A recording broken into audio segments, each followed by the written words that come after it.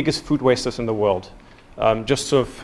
So it's pretty much everybody. I mean, the US is the leader in food waste, but now who is the best practice example of food waste? Who said South Korea? Good work. South Korea. Good work. 미국의 시카고 대학에서 이색적인 주제로 강의가 진행됐습니다. 기자이자 영화 제작자인 강사가 전 세계 다른 나라에서는 찾기 힘든 한국의 이것을 주제로 강의를 한 건데요. 그가 경탄에 맞이하는 시스템은 바로 음식물 쓰레기 처리 방식이었습니다. 해외에 거주한 경험이 있거나 여행을 다녀온 분이라면 공감하실 겁니다. 재활용 쓰레기와 음식물을 철저히 분리해서 버리는 한국과 달리 미국과 유럽, 호주 등 선진국이라 불리는 나라에서 이런 방식이 일반적이지 않기 때문이죠. RFID 기술까지 적용된 음식물 쓰레기 수거기는 물론이고 이를 통해 각종 신사업 분야까지 만든 한국의 경쟁력에 모두가 놀랐다고 합니다. 영상으로 만나보시죠. I hope you have all had your lunch because we're not going to talk about food waste. So I'm glad we didn't do this before lunch because then it would be much more difficult to eat all this food. Impact all of this to how much food we produce and grow and distribute has an impact on climate change. The biggest food wasters in the world. Just sort of general sense. Obviously, yes. Okay, who else? So it's pretty much everybody. I mean, the US is the leader in food waste, but not far behind is England, Germany, Australia, Canada. But now, who is the best practice example of food waste? I guess nobody's going to guess this one. Nope, worst. Who said South Korea? Good work. That's the only country who has actually managed to practically eliminate food waste. Guess how much food do we waste in the US every year? Yeah, tons is a good guess. More detailed. 40% of food in the US gets wasted. 1/3 of global food production gets wasted around the world. Of 98% of all food wasted ends up in landfills in America. In South Korea, it's 3%. So just to give you the possibilities of, yes, there's a huge problem, but it's also solvable. Moving on to South Korea, this is an amazing story. I don't know if anybody has been to South Korea, but 40 years ago, South Korea was as poor as an African country. Over the last 40 years, they've gotten through a huge economic boom. It's I think it's now the 8th largest economy in the world. High tech, poverty quite low, and because it's a highly densely populated place, Seoul has about 25 million people, and there's very little land mass, they had to deal with their own food waste problems. And they've come up with a very unique solution. So I'll show you that, and then I would love to sort of talk to you and see in what direction.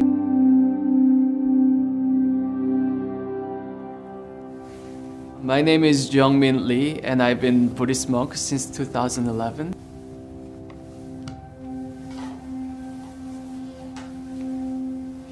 For people outside, I think it's really important to think about those people who are dying of starvation. From that kind of perspective, when we see outside people who eat too much and just throw away, it's not acceptable in the monastic life.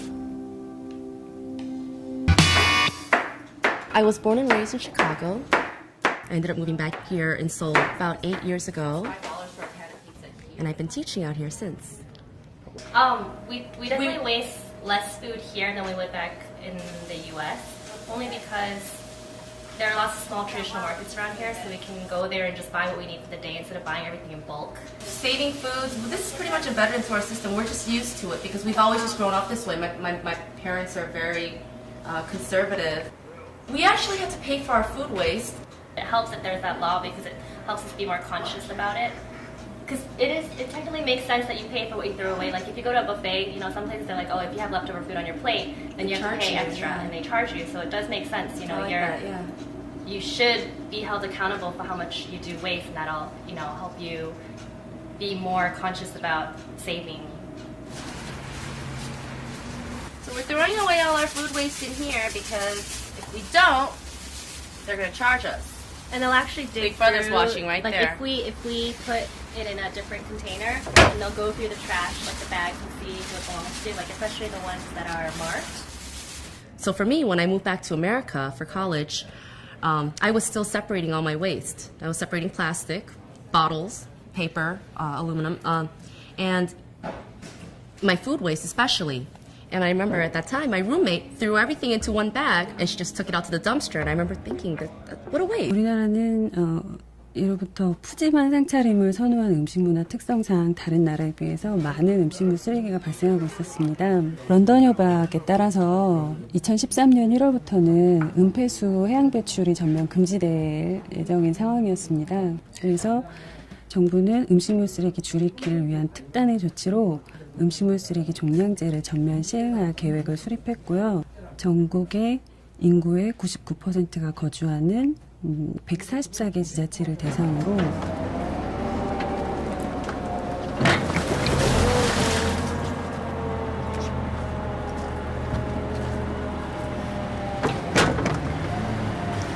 송파구는 68만의 인구가 거주하고 있는데요. 약 29만 세대, 29만 명이 이제 공동주택 아파트에 거주하고 있습니다. 그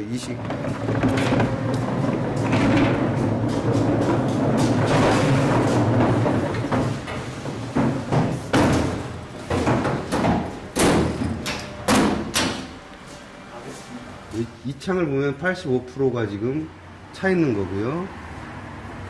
이 기계를 보면 77%가 차 있습니다. 지금 시각 보면 오전 4시인데 거의 가득 차 있는 상태입니다. 이게 주민들이 오면 이 카드를 여기다 태그를 하면 이렇게 뚜껑이 열립니다. 그리고 여기다 음식물 쓰레기를 붓고 이 카드를 다시 태그를 하게 되면 뚜껑이 닫히면서 버린 양의 무게가 여기에 기록이 됩니다. 이 무게가 기록이 된 양은 무선 데이터를 이용해서 환경공단 서버에 축적이 됩니다. 이거를 월별로 축적이 돼서 그래서 RFID 방식은 정보를 이제 무게를 정확하게 측정을 해서 그 배출원마다 이제 배출량에 따라서 무게를 측정하고 그 정보를 전산 중앙에 있는 전산 시스템으로 통보를 해서 전산에서 관리하는 그리고 전산을 통해서 그 배출량에 따라 버린 만큼 수수료를 계산해서 사용자한테 직접 부과하게 되는 그런 방식을 구상을 하게 됐습니다.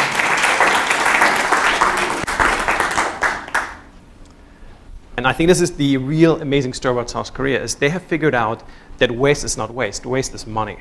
And they have figured out how to create jobs through waste, to convert it into biofuel, animal feed, and fertilizer.